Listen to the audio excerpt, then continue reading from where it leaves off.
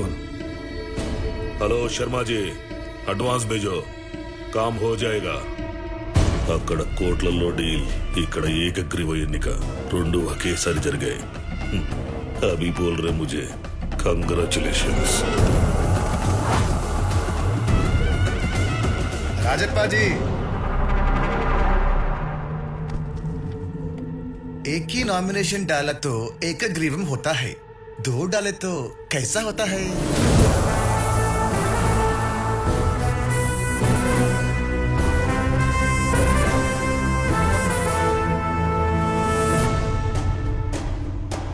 उधर देखो जी।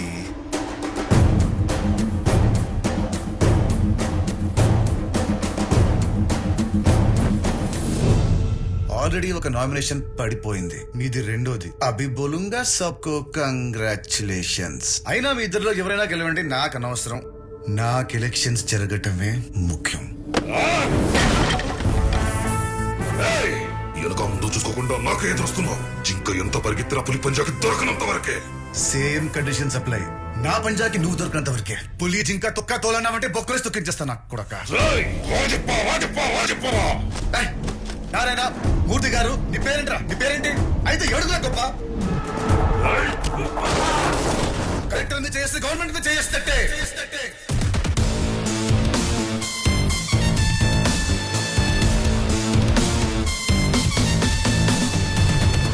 చల్ చల్।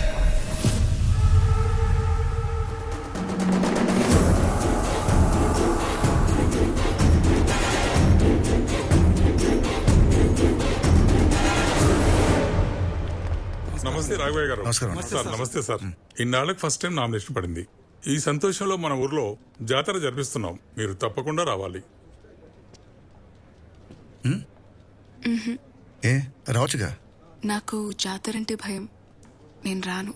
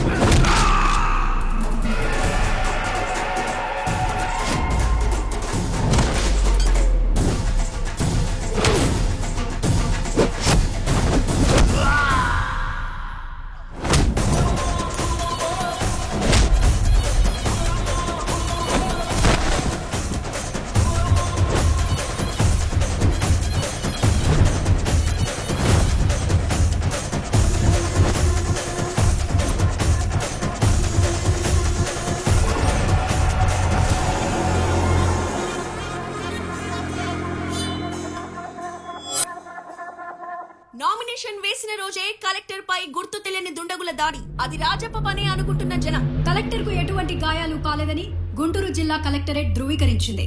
అయితే కలెక్టర్ పై దాడిని ఐఏఎస్ ల సంఘం తీవ్రంగా ఖండించింది। జాతరలో కొత్త కలెక్టర్ విలయ తాండవం। చూసావుగా, ఒక పట్ల లేదు రాజప్ప। ఇప్పుడు చీమ చిటుకమంటే కూడా అందరికి తెలిసిపోతుంది। బెడ్రూమ్ ముచ్చట్లు కూడా టీవీలో టెలికాస్ట్ అవుతున్నాయి। ఈ రాష్ట్రంలో ఉన్న ఏ పార్టీ నీకు ఆపోజిట్ గా క్యాండిడేట్ ని పెట్టదు। అంతెందుకు, అధికార పార్టీ అయినా మేమే పెట్టలేదు, మేం పెట్టాం కూడా। నీ మీద మాకున్న మర్యాద అలాంటిది। కానీ సమస్య ఏంటంటే ఆ పిల్ల, అదే రాఘవయ్య మనవరాలు వైజాగ్ వెళ్ళి ఇష్యూని కోర్టు వరకు తీసుకెళ్ళింది। ఇప్పుడు ఇవన్నీ చూసి సుప్రీంకోర్టు సుమోటోగా కేసు తీసుకుంది అనుకో, నీ రాజకీయ భవిష్యత్తుకే ప్రమాదం. ఒక్కసారి కోర్టు ఎంటర్ అయితే నేనే కాదు, ఎవరు ఏం చేయలేరు. పైగా ఎలక్షన్ టైం, మనకే పవర్ ఉండదు. ఏ ఎలక్షన్లు జరిగితే నువ్వు ఓడిపోతావని నీకేమైనా భయమా? ఆయన నిన్ను కాదని మాచర్లలో ఎవడు ఓటు వేస్తాడు చెప్పు? నా మాట విని ఈసారి ఎలక్షన్లు జరగని. నేను నీ మంచికే చెప్తున్నా, అర్థం చేసుకో.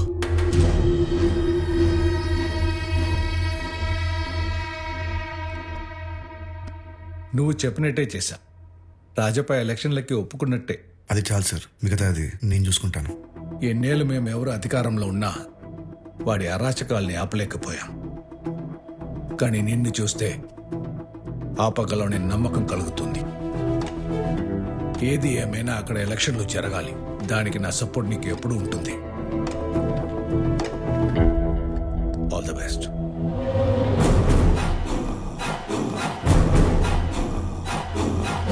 ఆ సీఎం చెప్పాడు నువ్వు తలుపుకొని చేస్తావా? ఆ రోజు వాడిని కొట్టావు, నా మీద ఎగిరావు. ఇప్పుడు ఏమైంది నీ 30 ఏళ్ల పరువు?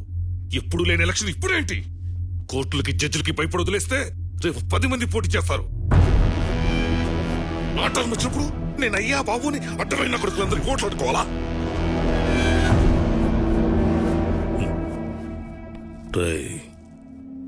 రౌడీజం వేరు, రాజకీయం వేరు.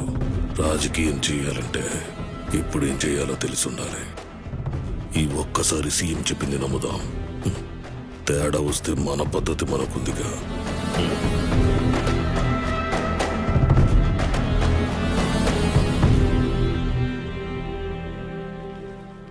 ఎక్కడికో ఎలక్షన్స్ దగ్గర పడుతున్నాయి కదా, ప్రచారానికి. ఎందుకు? ప్రచారం చేస్తేనే కదా జనాలు ఓట్లు వేసేది. ఒరే రాములు ఇటార్, అయ్యగారు, వీళ్ళు ప్రచారానికి వెళ్తున్నారంట. నువ్వు వీళ్ళకి ఓటేస్తావా? అమ్మో, వీళ్ళకి నేను ఓటేయను. వీళ్ళకి ఓటేస్తే రాజప్ప నన్ను చంపేస్తాడు. అది వెళ్ళి పని చేసుకో. అలాగనే. వీడే కాదు, ఈ ఊళ్ళో ఎవడో మీకు ఓటేయడు. ప్రచారానికి వెళ్తున్నారంట. ప్రచారం. కరెక్ట్ గా చెప్పారు అంకుల్. కలెక్టర్ గా నేనే నామినేషన్ వేయమంటే ఒక్కడు రాలేదు. మీరు వెళ్ళి ఓటేయమంటే ఓటేస్తారా? అమ్మయ్యా, ఇంతకాలానికి నన్ను అర్థం చేసుకున్నావు బాబు. ఒరే నరేందర్, మొత్తానికి మీ వాడు మన దారికి వచ్చేసాడు. ఇప్పుడున్న పరిస్థితిలో మీకు ఓట్లు పడాలంటే ప్రచారం చేయాల్సింది జనాల్లో కాదు, మరెక్కడ? రాజప్ప ఇంట్లో. ఒరే నరేందర్, చెప్పరా సురేందర్, ఆ గోడ మీద నీకేం కనిపిస్తుంది? పోయిన వాళ్ళు 2 ఫోటోలు. మరి నాకేంట్రా 4 కనిపిస్తున్నాయి? డిస్కషన్ ఏంటి? నన్ను ఇన్వాల్వ్ చేయరా? 5.